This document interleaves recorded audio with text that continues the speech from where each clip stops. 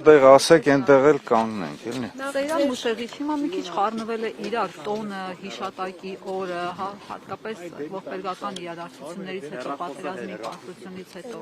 Այդ տոնական տրամադրությունը այսօրվա պահպանվել է, ունե ձեր մոտ դուք ինչ տպավորություններ ունեք։ Նախ քանի որ գտնվում ենք Եռաբլուրում, մեր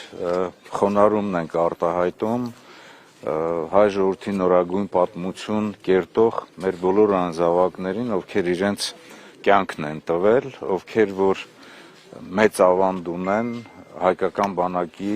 կերտման գործում եւ ես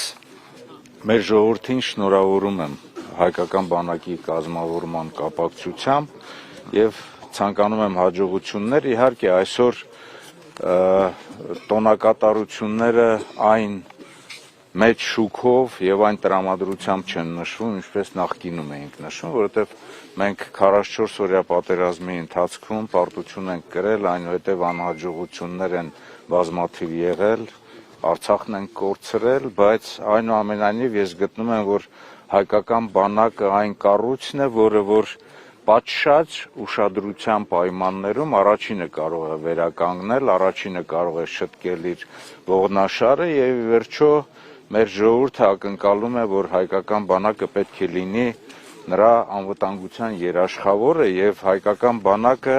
յուրաքանչյուր պետության եւ մեր պետության հզորության, ռազմական հզորության առանցքն է եւ ես եւս մեկ անգամ ուզում եմ մեր խոնարհումը արտահայտել մեր բոլոր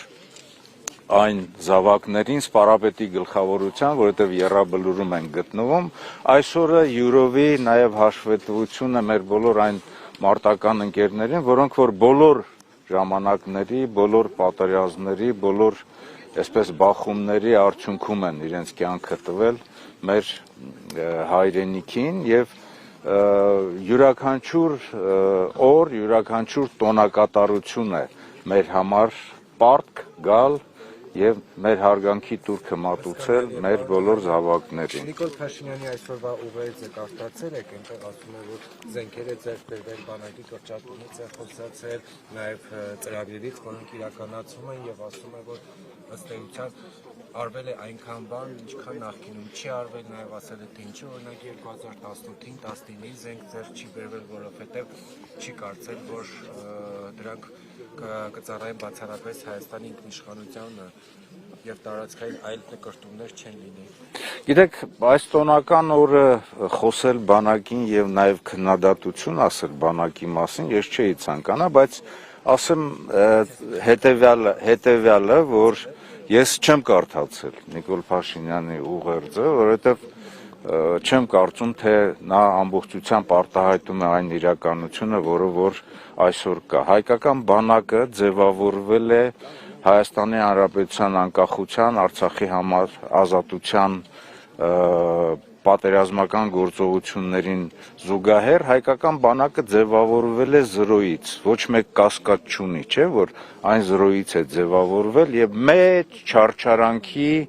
անհավասար պայմաններում այն հասել է մի այնպիսի իրավիճակի, որ հաղթել է մեր տարածաշրջանում եղել է մրցունակ եւ նաեւ փողգործունակ է եղել մեր միջազգային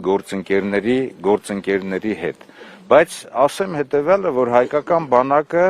իր կազմավորման տարիների մինչև 2018 թվականը իր արչև խնդիրը կատարել է, մարտական հերթապահություն է իրականացրել, հակառակորդի հետ նույնիսկ հարաբերական անհավասար պայմաններում ինքը իր արչև դրված խնդիրը իրականացրել է։ Այսօր եթե բանակում որոշակի ձեռքբերումներ կան, որոշակի փոփոխություններ են իրականացնում, ես այսպես ասեմ, էլի հասարակ բառերով։ Այդ էր պակաս, որ այս ողբերգություններից, այս անհաջողություններից հետո քայլեր չձեռնարկեին բանակի, ասենք, մարտունակությունը վերականգնելու ուղղությամբ, բայց ես գտնում եմ, որ այս 5 տարիները բաց թողնված ժամանակահատված են ավելի շատ կարող էին իրականացնել։ Սկսած նրանից, որ պետք է մշակվեր մեր ազգային անվտանգության ռազմավարությունը, սկսած նրանից, որ պետք է լուրջ նոր խնդիրներին համաձայն, իսկ մեր խնդիրները ավելացել են եւ մարտական առումով, եւ մարտավարական առումով, եւ նաեւ բարոյաքեբանական առումով։ Կազմհաստիկային կառուցվածքային փոփոխություններ պետք է ձևավորեին, կատարեին։ Տեսեք, հակառակորդը խոսում է խաղաղության մասին, բայց ամեն օր հատուկ նշանակության նոր ստորաբաժանումներ, նոր զորամասեր է ձևավորում, իսկ Հայաստանի Հանրապետությունը մենք տեսել ենք, որ նոր հատուկ նշանակության ստորաբաժանումների, կառույցների փոխարեն հատուկ նշանակության ոստիկանական ստորաբաժանումներ են ձևավորել տարբեր բերետներով։ Օրինակ, ես եթե լինեի, այդ բերետների փոխարեն 3 կամ 4 հատ հատուկ նշանակության զորամասեր կձևավորեի, որոնք որ հատուկ խնդիրներ պետք է իրականացնեին 44 օրյան նույնիսկ պատերազմից հետո եւ այսօր էլ։ Այնպես որ ինչ իհարկե եղել է, ձևավորված է եղել եւ մեր հատուկ նշանակության ստորաբաժանումները, զորամասերը եւ 2016 թվականի ապրիլյան պատերազմի ժամանակ 16 թվականի ապրիլյան պատերազմի ժամանակ նրանք բարև ձեզ խնդրում ջուրը ես եմ քաշել ես ասել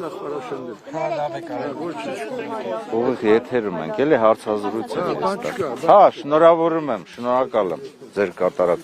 2016 թվականի ապրիլյան պատերազմի ժամանակ կարելի ասել, որ հակառակորդի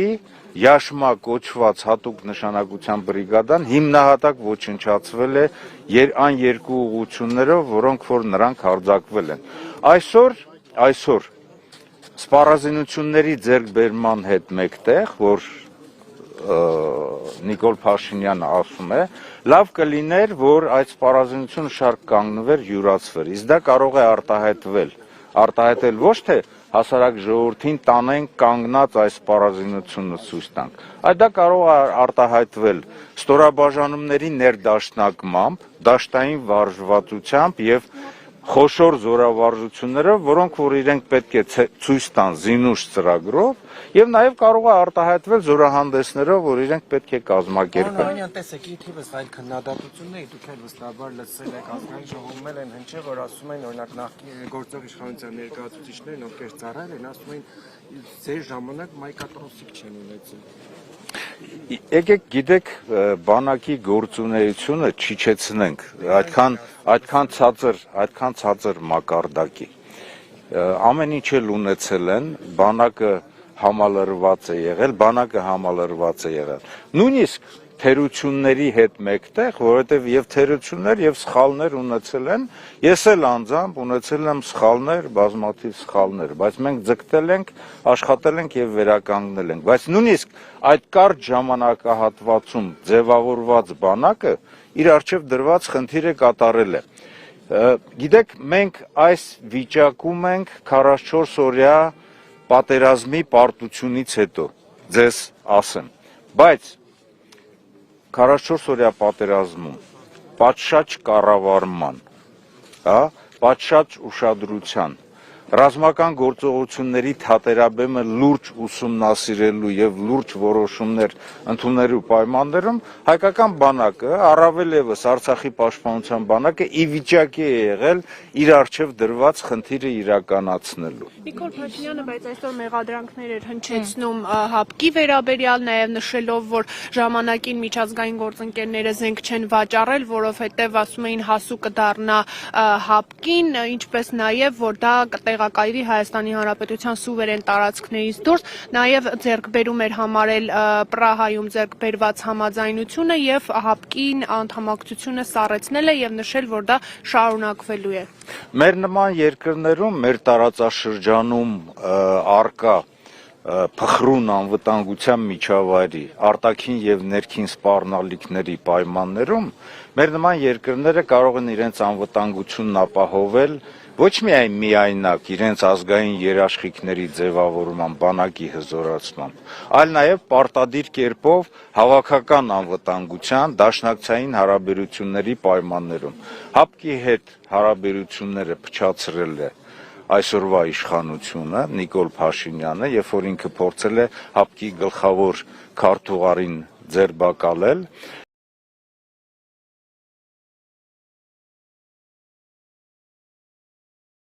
հապկի հետ հարաբերությունների այնուհետև սառեցման մենք ի վիճակի ենք եղել ինքնուրույն ի վիճակի ենք եղել պայքարելու։ Մյուս հարցը որն էր, դրանց շարունակությունը։ Որ ձեռքբերում է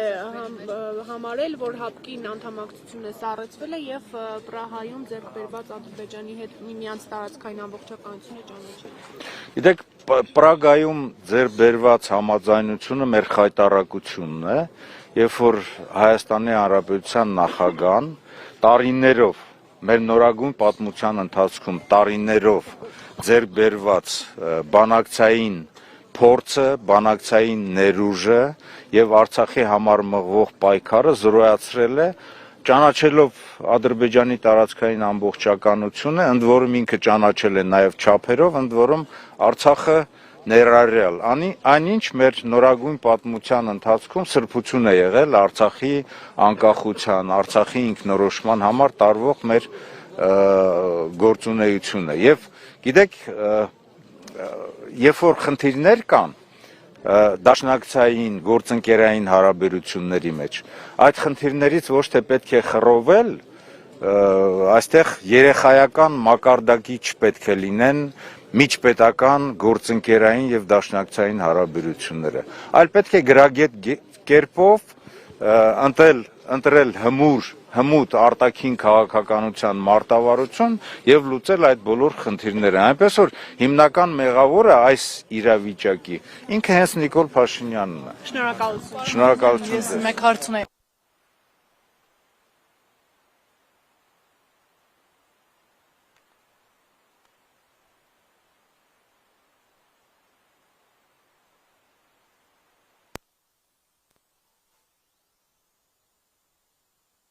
Նաև Փաշինյանը ասում է, որ այսքան ժամանակ,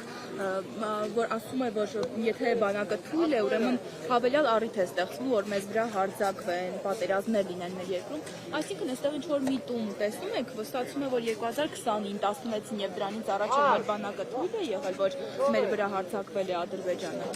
Մեր բանակը թույլ չի եղել։ Ընդհանուր առմամբ անվտանգությունը ապահովում են տարբեր երաշխիքների համադրմամբ։ Ազգային երաշխիքները դա բանակն է, մեր ներքին ամրությունը, մեր ներքին հզորությունը եւ միասնությունը, եւ նաեւ միջազգային երաշխիքներ, դա դաշնակցային եւ գործընկերային հարաբերություններն են։ Այնտեղ, որտեղ որ ավարտվում է արտաքին քաղաքականությունը, այնտեղ սկսվում են նաեւ կարող են դրանից օգտվել եւ սկսեն մարտական գործողություններ, այնպես ինչպես Ադրբեջանը օգտվեց դրանից 2020 թվականին։ Մենք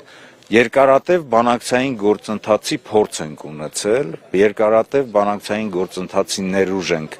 ունեցել եւ փոխանակ ինքը շարունակեր Մինսկի համանախագահության բանակցային գործընթացը, որոշում ընդուներ այն բոլոր առաջարկներին, որ 2019 թվականին Արցախի հարցի լուծման ուղղությամբ տեղի ունեցել, ինքը պարզապես այդ փաստաթուղթը, պարզապես համանախագահ 3 խոշոր երկրների՝ Ռուսաստանի Դաշնության, Ամերիկայի Միացյալ Նահանգների, Ֆրանսիայի կատարած աշխատանքը տարիների ծալել, դրել է իր տակը եւ դրանով իսկ համապատասխան պայմաններ ստեղծել, հակառակորդի համար ստեղծել ոչ adekvat կառավարիչի տպավորություն, որն էլ առիթ է հանդիսացել պատերազմական գործողություններին։ Իհարկե հիմնական հանցագործը, հիմնական մեղավորը պատերազմի Ադրբեջանն է, բայց դրան նպաստել է նաև Հայաստանի Հանրապետության իշխանությունների ոչ adekvat գործողությունները։ Պարոն Օհանյան, Նիկոլ Փաշինյանը նաև ասել